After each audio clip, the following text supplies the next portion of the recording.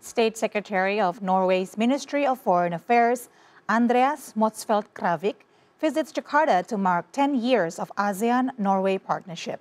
Over the partnership, Norway worked extensively with ASEAN member states, contributing hundreds of millions of cooperation projects related to peace and reconciliation, green transition, and other topics.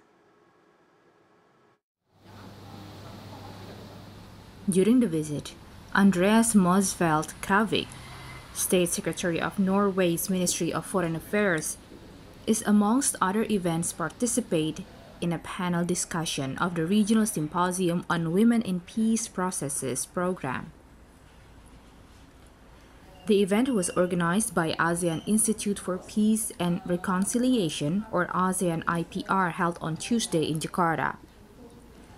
The discussion touched on Norway's peace and reconciliation strategies as well as its contribution in the subject in the region.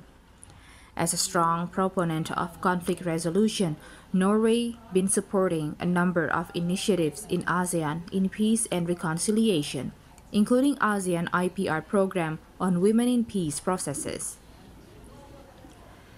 The program aimed at compiling the current and past experiences of women's participation in peacemaking and peace building in all ASEAN member states. This is part of our first national action plan or action plan for women, peace and security in 2022, and it's important that that plan is implemented. We have launched our 5th national action plan in Norway, so I think this showcases our commitment to this part of our foreign policy. We know also that other countries in ASEAN have been moving forward on this. Some countries have been moving forward on their 3rd, 4th, and 5th national action plans. So for us, this is a very important topic to discuss. In order for peace and reconciliation efforts to succeed, there needs to be women needs to be part of the conversation. Women, you're just not going to have these agreements hold unless women are part of the solution, are part of the conversation. And that is our message when we meet with other governments. And it's important for us also to meet with these networks of women who are so effective, who participate in these conversations with such authority and so much knowledge. So we want to learn from them, and we want to provide our insights, our perspectives. And I think we just had a wonderful and very deep conversation now with some peacemakers, women peacemakers from the region. I offered our perspectives, and they were very generous in providing their insights, and we had a wonderful conversation.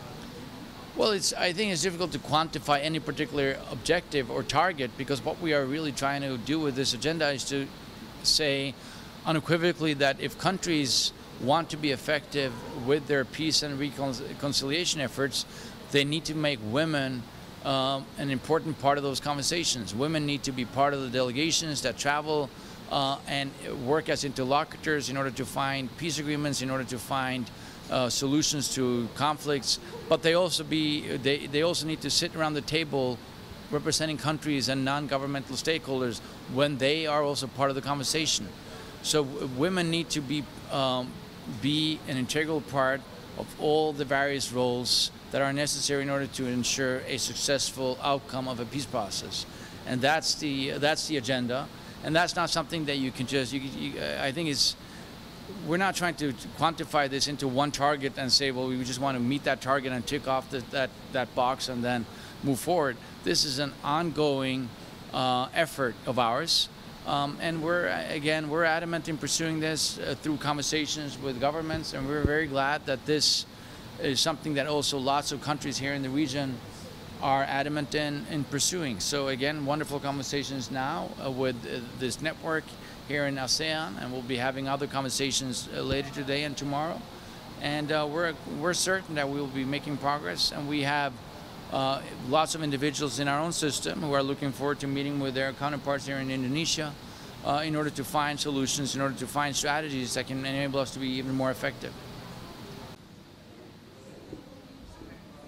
Over the years, Norway has been active in several peace and reconciliation efforts in Southeast Asia, including Philippines, Myanmar, and Aceh.